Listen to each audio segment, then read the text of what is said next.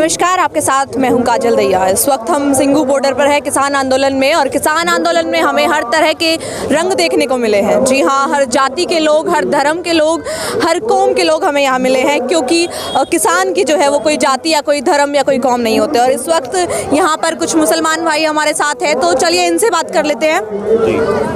क्या आप लोगों ने इधर लंगर लगाया हुआ है क्या?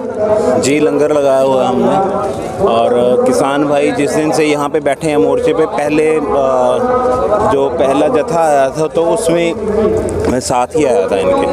पहले हमने फ्रूट के भी लंगर लगाए थे इनके लिए, और उसके बाद अभी ये जो हम जर्दा जिसको कहते हैं, पीले चावल, मीठे चावल जो होते हैं, और नमकीन चावल, इनका हमने यहाँ पे लंगर लगाया हुआ है काफ़ी दिन से।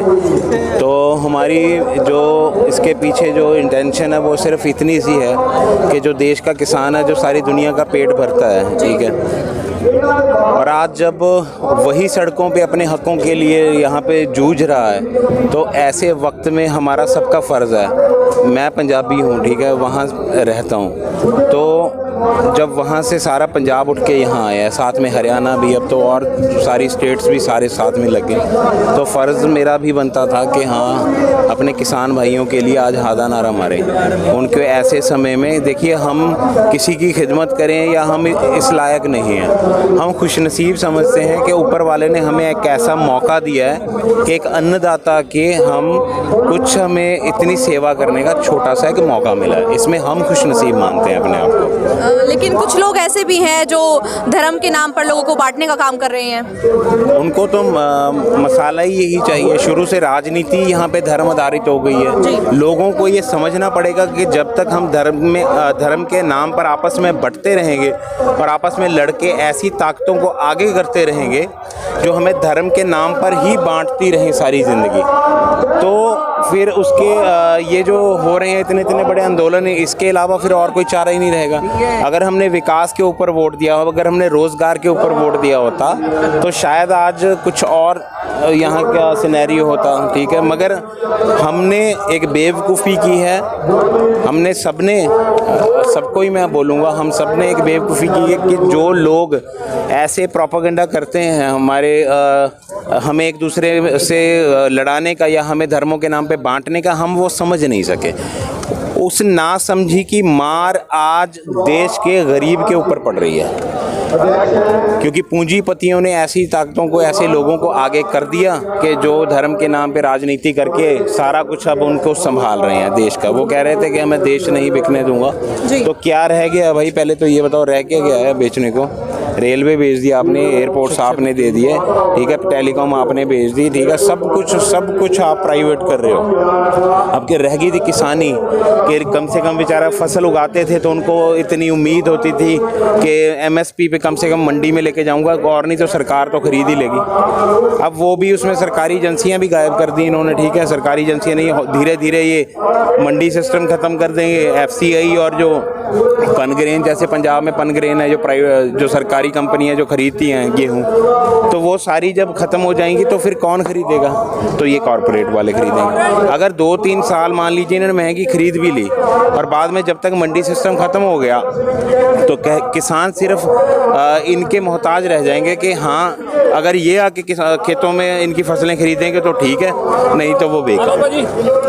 अच्छा, लगातार 3 बार जो है वो बैठक के बाद भी सरकार किसी फैसले पर नहीं आई है। अब 9 तारीख रखी गई है मीटिंग के लिए, क्या लगता है? मीटिंग, मैंने पहले भी कई बार बोला कि मीटिंग सही बंदों से नहीं हो रही है। मीटिंग जो असल जिनके लिए कानून बनाए गए हैं, जो इनके पीछे हैं, पर्दे के पीछे हैं, मीटिंग उनसे होनी चाहिए। उनको भी बुला लेंगे तो कुछ ज़्यादा बेटर है। मंत्री जी, मैंने सुना है कि 15-15 मिनट बाद के जाके पूछ रहे थे, किसी से फ़ोन पे बात कर रहे थे, तो जिनसे फ़ोन पे बात कर रहे थे उन्हीं को सामने ले आया जाए। पूंजीपति दोस्तों को सामने बैठाया, उनकी मिन्नतें कर लेंगे भाई कि छोड़ दो, सारा कुछ तो आपने ले लिया, किसानी रहेगी, गरीब की थाली में 2 रोटियां रहती हैं, आधी क्यों कर रहे हो 2 रोटियों से? वो गरीब के बच्चे भी बच्चे हैं, ठीक है, उनको पलने दो उनको। तो मेरी तो सिर्फ यही गुजारिश है कि गरीबी हटानी है हमें, गरीबों को नहीं हटाना। भुखमरी में हमारा देश काफ़ी आगे पहुंच चुका है, इसको और आगे नहीं लेके जाना। ठीक है, क्या गारंटी दें, ये गारंटी दें कि हाँ जी इससे महंगाई नहीं बढ़ेगी, जो खाने पीने की चीज़ें वो महंगी नहीं होंगी, इसकी क्या गारंटी है? जो डेफिशिएंसीज हैं किसान उस पर बात कर रहे हैं, बता रहे हैं, इनको समझाना ही नहीं आ रहा कि किस तरीके से ये आपके लिए फ़ायदेमंद है। चले गए, ठीक है, ये इतने बड़े, इतने इनके सीईओज जो इतने समझ लीजिए टैलेंटेड बंदे हैं, उन्होंने ये कानून बनवाए हैं समझ लीजिए, और जो इनके वकीलों के बड़े पैनल हैं, ठीक है, और वो उसमें कमियां किसानों ने निकाल दी। कितनी बड़ी बात है ये, ठीक है। तो आप अगर किसानों को ही नहीं समझा पा रहे कि आपके फ़ायदे में ये कैसे है, हमने आपके लिए कोई चीज़ बना दी कि आपके लिए मैंने ये कानून बना दिया, आपके फ़ायदे के लिए फ़ायदे के लिए बनाया जाता है, किसी नुकसान के लिए कानून बनाया जाता है? फ़ायदे के लिए बनाया जाता है, तो उसको फ़ायदे से ज़्यादा नुकसान हो रहा है बंदों को, तो वो तड़प रहे हैं और वो सड़क पे बैठे हैं, आप उनकी बात नहीं सुन रहे हो। कितनी देर से ये आसपास के लोगों का भी क्या कसूर है? चलो जो यहाँ का आसपास गरीब तबका है वो तो खुश है, मैंने देख लिया कि वो तो उनको कुछ नहीं पता कि यहाँ क्या हो रहा है, किस तरीके से, जो आप बेचारा लेमैन है उनको कुछ नहीं पता है। जो कुछ आते हैं इधर से, जो झोपड़पट्टी वाले भी लड़के बच्चे बेचारे आते हैं, तो उनको मैंने जब पूछा था कि ये क्या चल रहा है, और जो मर्ज़ी चल रहा है, मगर जो भी चल रहा है बहुत अच्छा चल रहा है, हम 3 टाइम खाना खाते हैं, और यानी कि उनको बहुत अच्छा, बच्चों को, हमें भी लगा। और मुझे महानता जो कहते हैं किसान महान है, तो आज उनकी महानता इस चीज़ से भी दिख रही है कि खुद परेशान है, खुद 60 दिन हो गए इनको परिवार से दूर है, खुद बेचारे अपने हकों के लिए लड़ रहे हैं, जूझ रहे हैं, ठीक है, और उम्मीद नहीं कोई नज़र आ रही। उसके बावजूद यार कितने हज़ारों, मैं कह रहा हूँ अगर 1 लाख किसान है तो 2 लाख लोगों का डेली लंगर बन रहा है, तो इतने लोगों का देखो पेट भर रहे हैं, ये इससे ज़्यादा महान और क्या होंगे।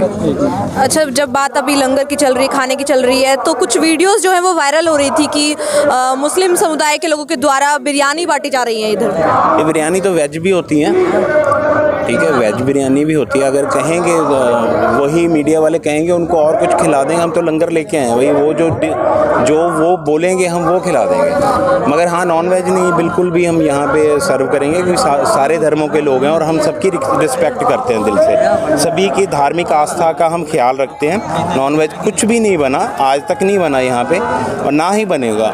वेज है, जर्दा है, पुलाव है, और ये वीडियो यहाँ पे शूट किया उन्होंने जर्दा पुलाव का, मीठे चावलों का, और वहाँ पे मीठे चावलों को थोड़ा धुंधला करके, थोड़ा कम पीला करके ना उनको बिरयानी की शक्ल दे दी।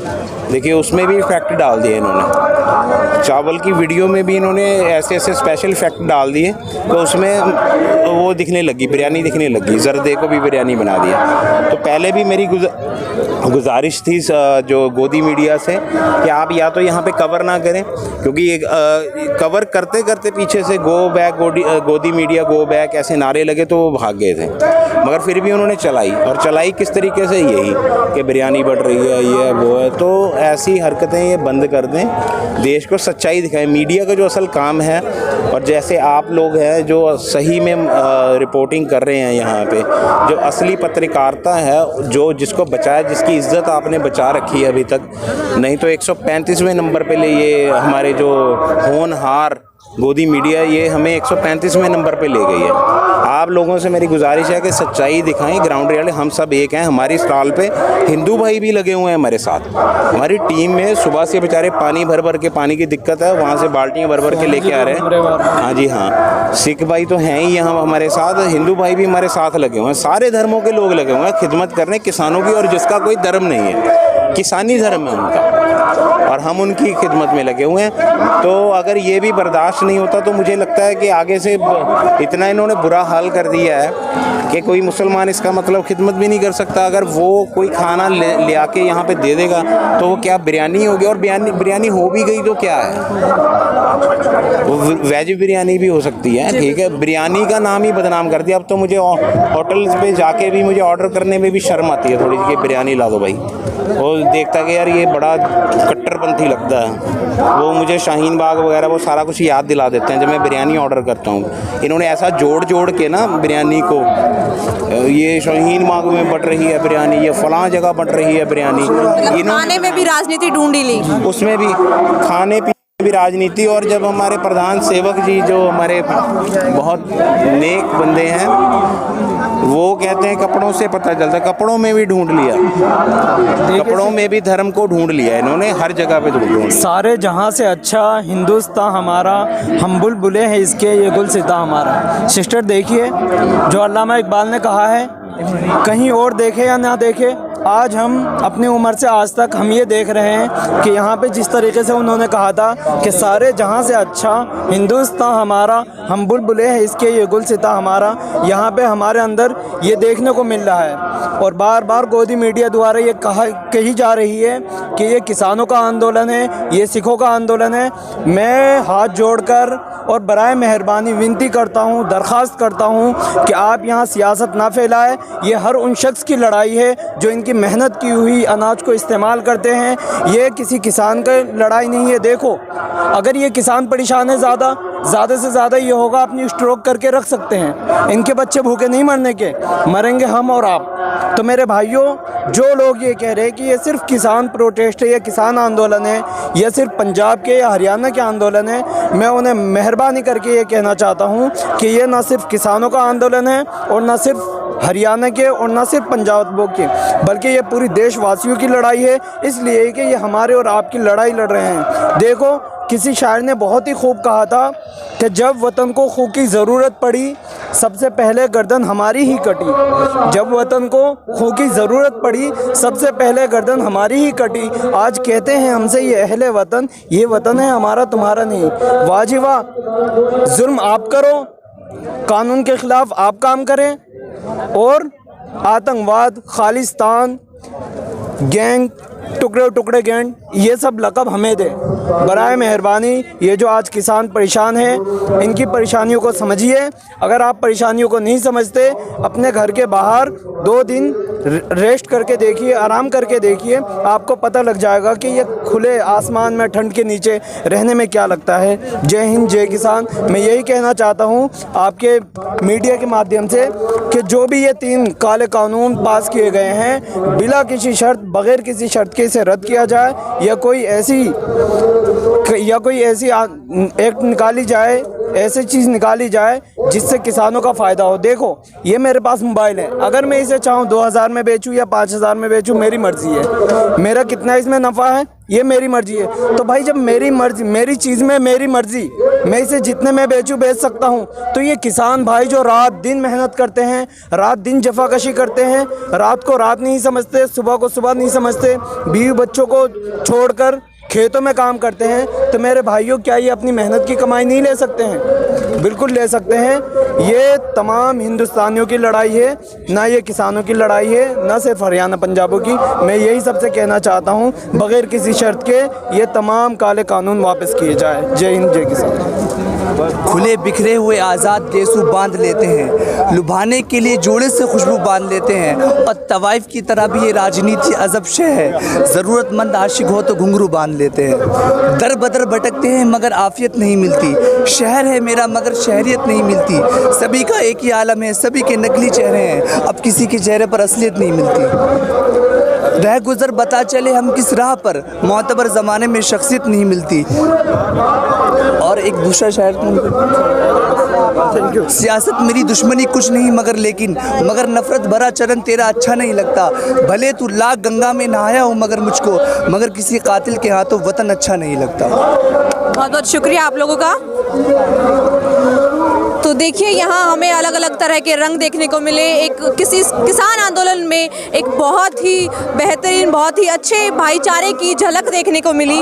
यहाँ ना कोई हिंदू है, ना कोई मुस्लिम है, ना कोई सिख है, बल्कि सब यहाँ पर एक किसान बनकर आए हैं।